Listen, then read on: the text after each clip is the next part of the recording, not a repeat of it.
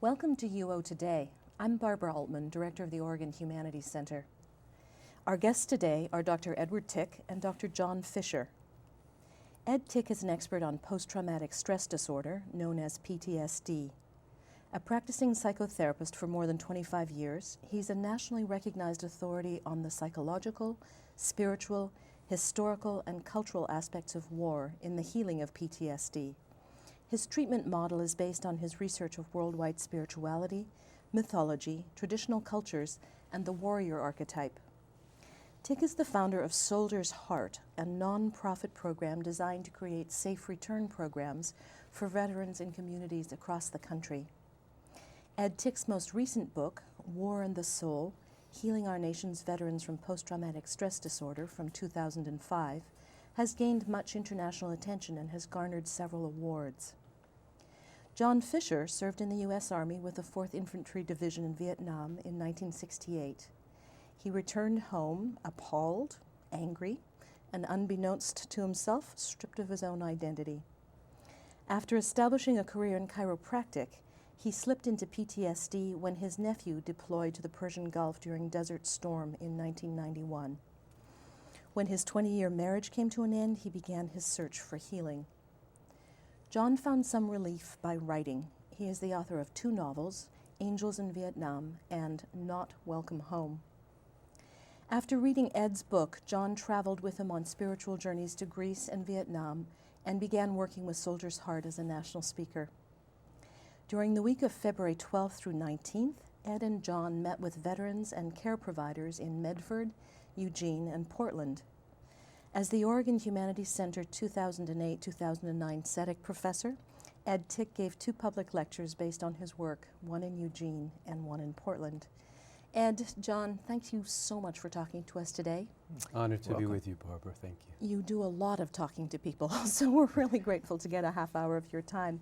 Ed, could we start with you with some very basic definitions? You've been treating veterans since 1979, before Yes. PTSD was actually a diagnostic category.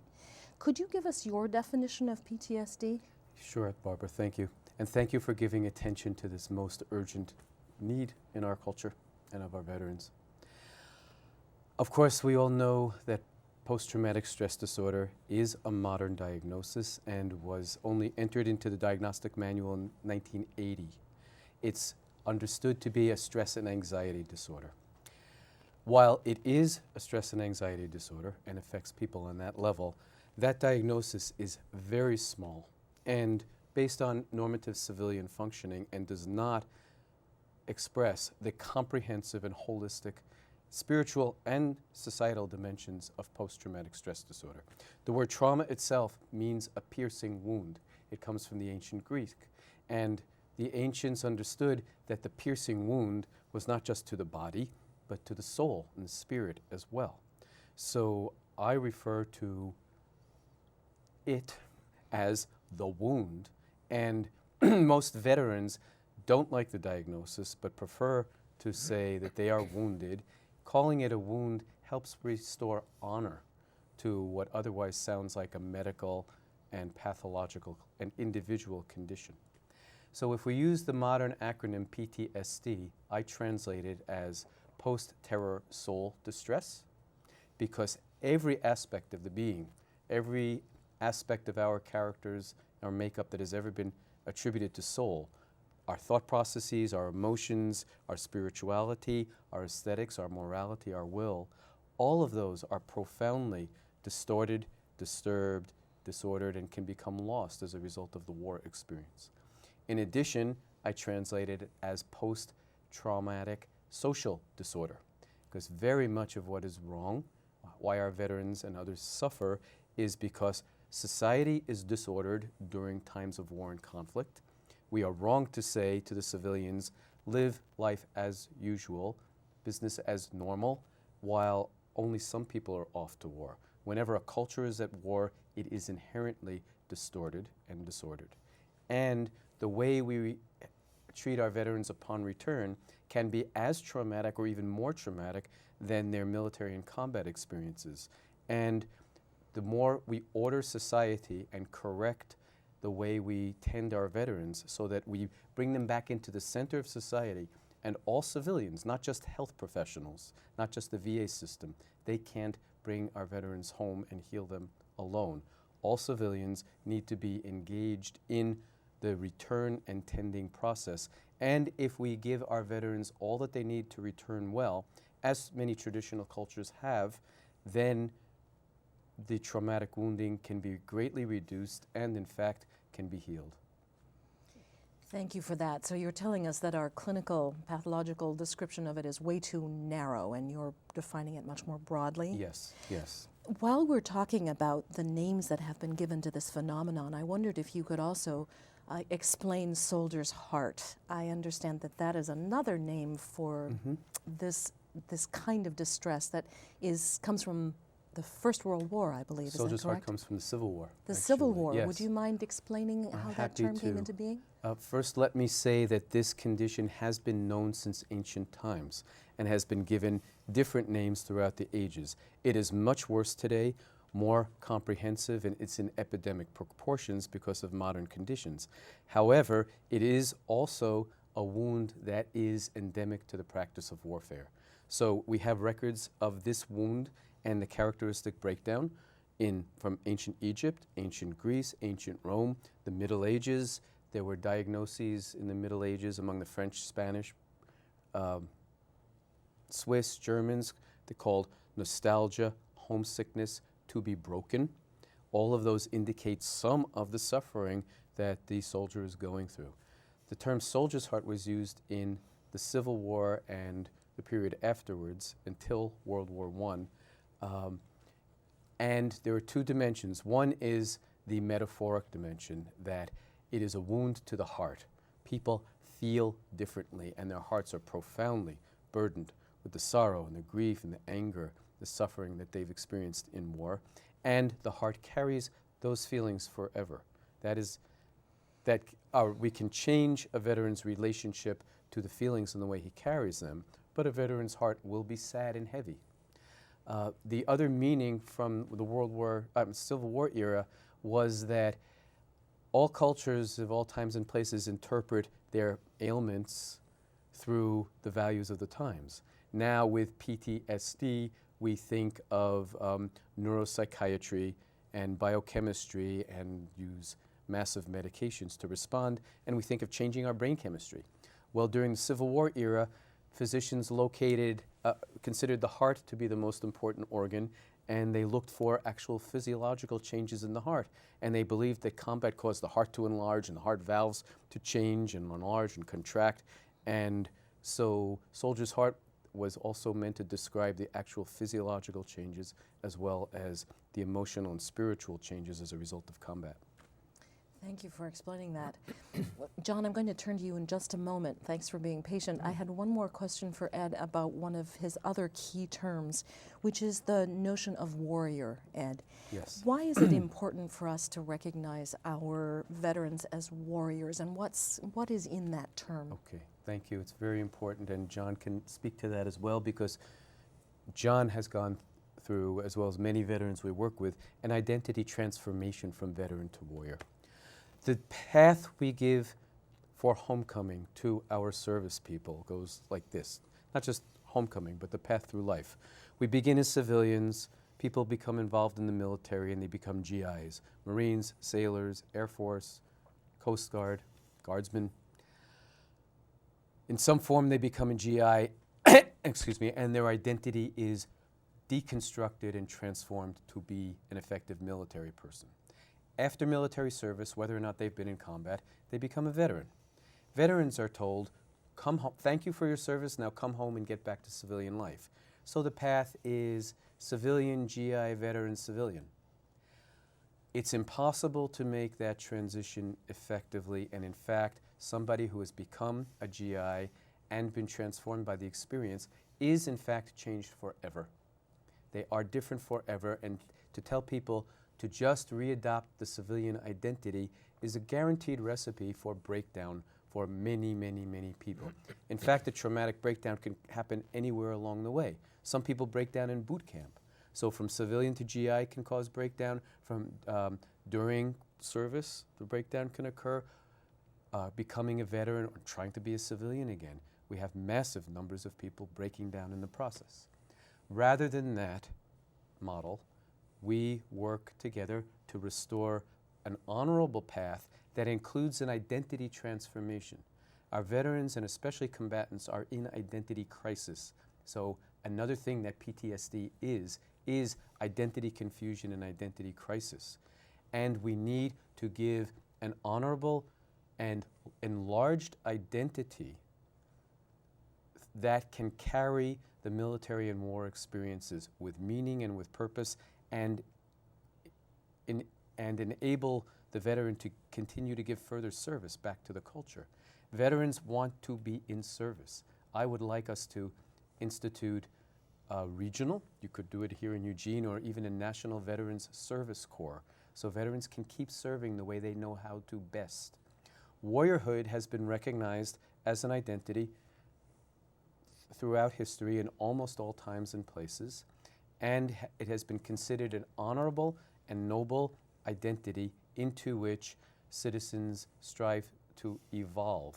So we can give a path of growth through the life cycle that can enable people to carry their military and combat experiences that would begin in civilian life, then become a GI, then become a veteran, and then evolve into an elder warrior and a guardian of society, giving back service and carrying, rather than becoming a civilian again and denying previous military and combat experiences, become an elder warrior, embracing that archetype and its spiritual and social values and applications, and continuing to enlarge an expanded identity that allows the veteran to carry the war experience successfully.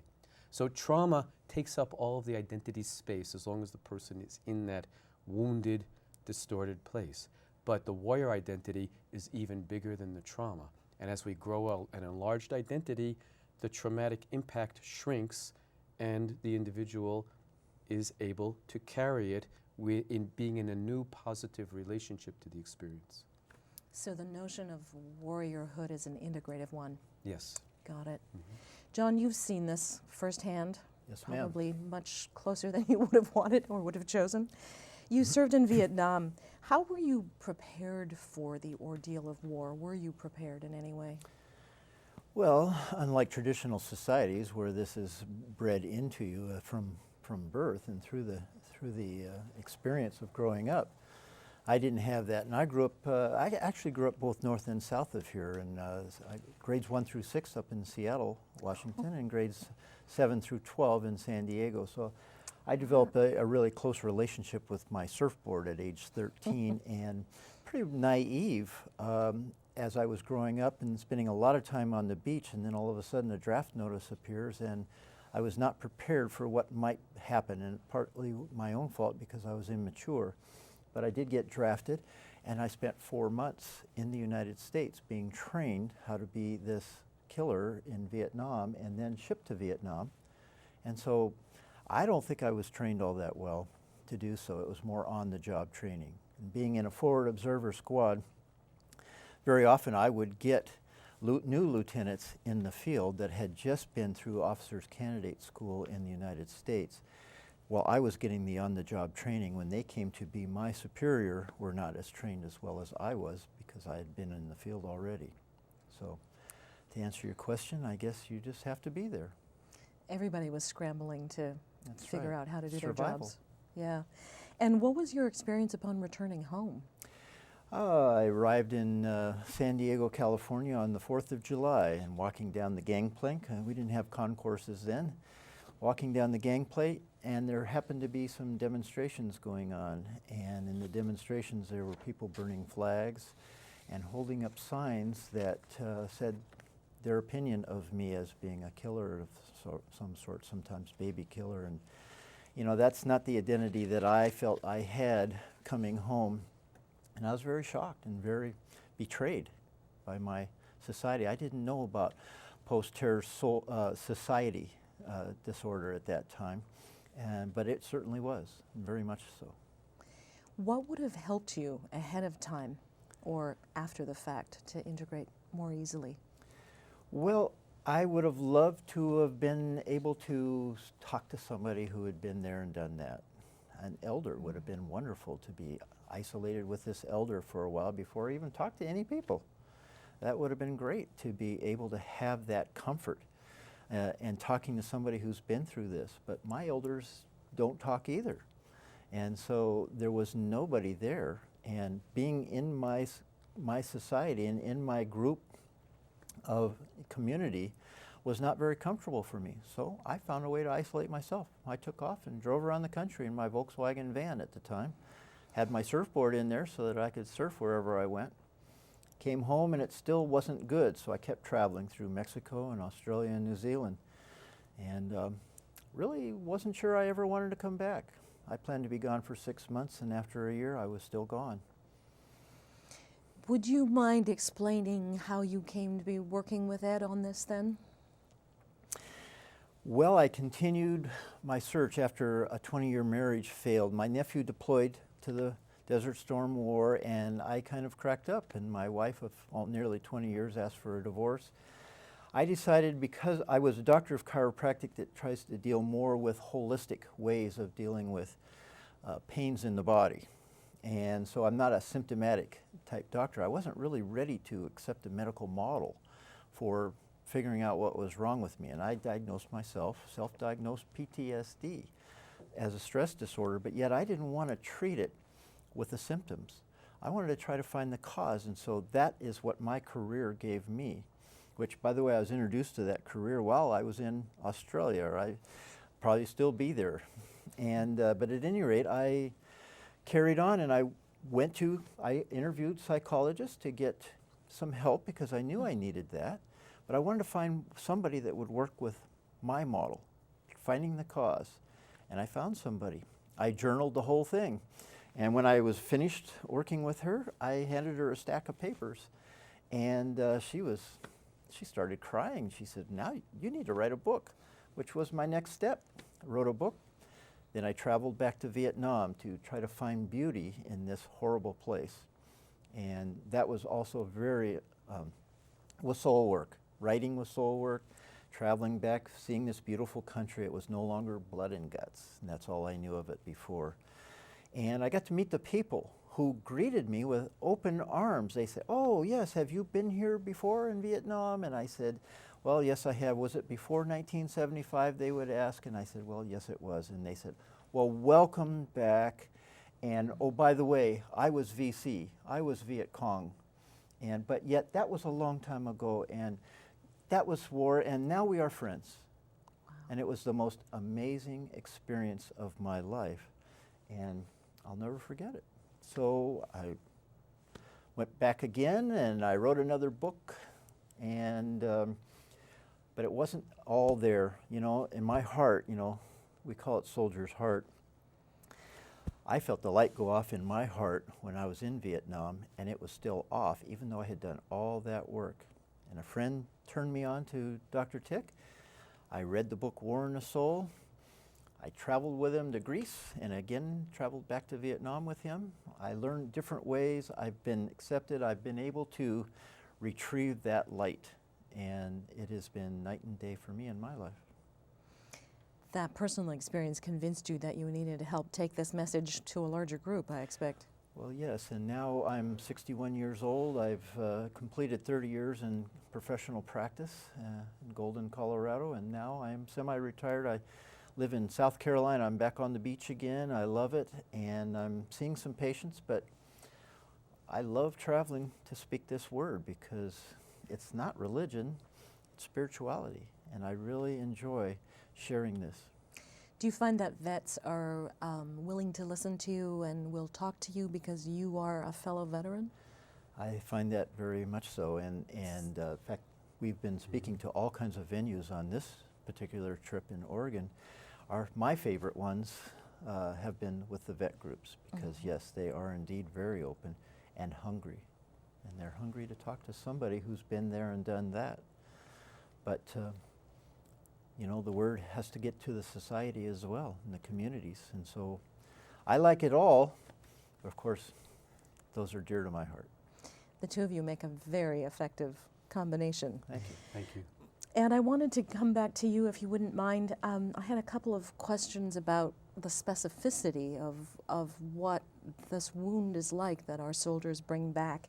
Do you see differences in how PTSD manifests in, say, Vietnam vets versus Iraq War veterans? Well, this is one of the ways the wound can disguise and fool us. The mental health community is fairly accurate in describing the entire set of symptoms that can manifest as what we now call PTSD. And the same set of symptoms will manifest no matter what the wound is. So many trauma therapists believe that, well, I've treated accident victims, I've treated sexual abuse victims, I've treated child abuse victims, so I can also treat veterans. It's the same wound with the same conditions. But in fact, it's not. And veteran psychology is different, in particular because we train people to be killers, and for combat veterans, we put them in the kill or be killed situation. And the wound resulting from taking human life is different than any other and like no other. So therapists and other healthcare providers need to be careful, and in fact, I believe that we need to help teach veteran psychology as a specialty to our students and to teachers and to all caregivers and to the general public. Beyond that, again, the symptoms characteristic of PTSD tend to be the same in Vietnam veterans, in Iraq and Afghanistan veterans. However, there are many similarities and there are also some significant differences that we need to be aware of. Of course, in these new wars, we're sending women into combat for the first time. And a woman in combat causes different and deeper, more complicated traumatic wounding. This is not universal, but general, that women have been kept from being combatants in most cultures, except under special circumstances. And traditional cultures protected women from the act of killing because they said the life giver cannot be the life taker. Men were more expendable as well. So women have often a special degree of suffering, moral and spiritual suffering, from having been combatants. In addition, there's the problems of military sexual trauma, which we know are astronomical. 50% of women in the military forces now are reporting military sexual trauma, and about 30% of the men. So that adds another layer of betrayal and traumatization.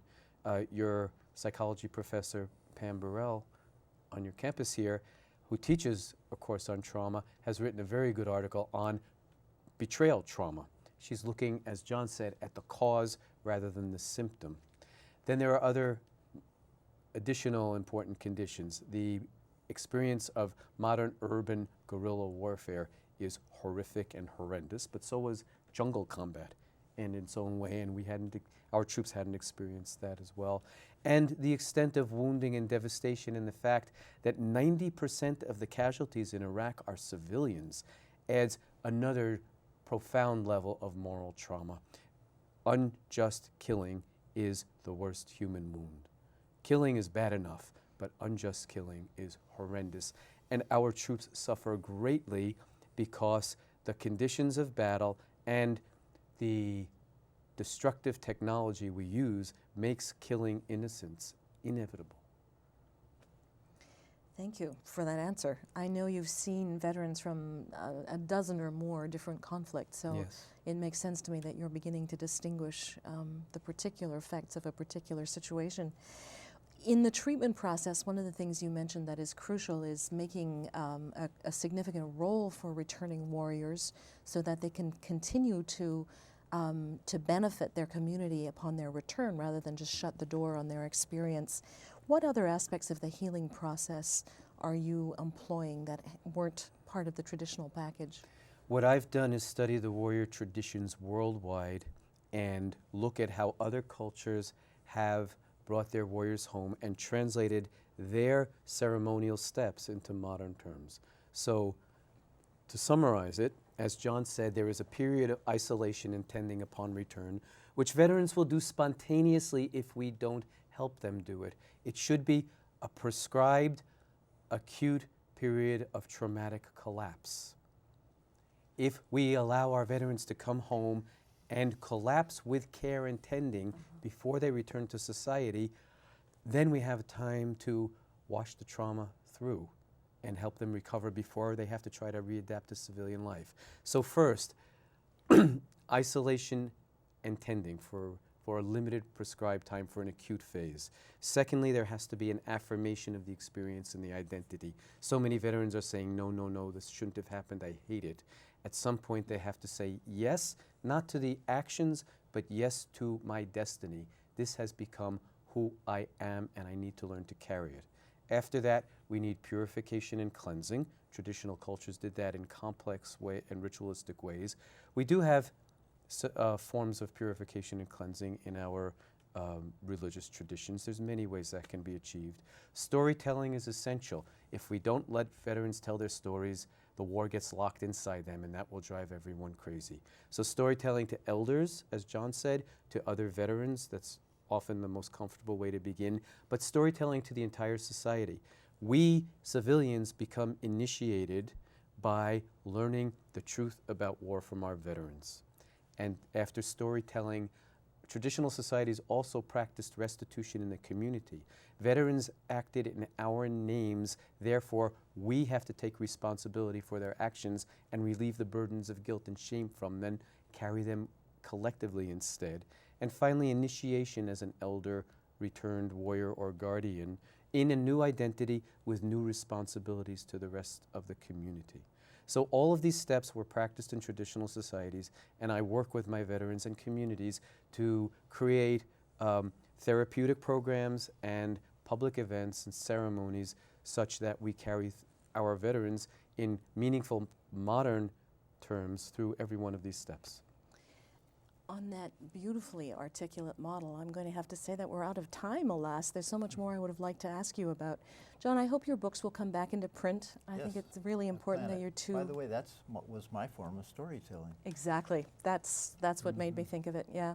Gentlemen, thank you so much for taking the time to talk to us. I'm really pleased that we were able to bring you here. Thank you so much, Barbara. Honored to be with you. To our viewers, I really appreciate you watching. Our guests have been Dr. Edward Tick, founder of Soldier's Heart and psychotherapist who works with veterans, and Dr. John Fisher, a veteran of the Vietnam War who has worked with Dr. Tick to heal from PTSD and bring hope to others. Thanks for being with us tonight, and see you next time.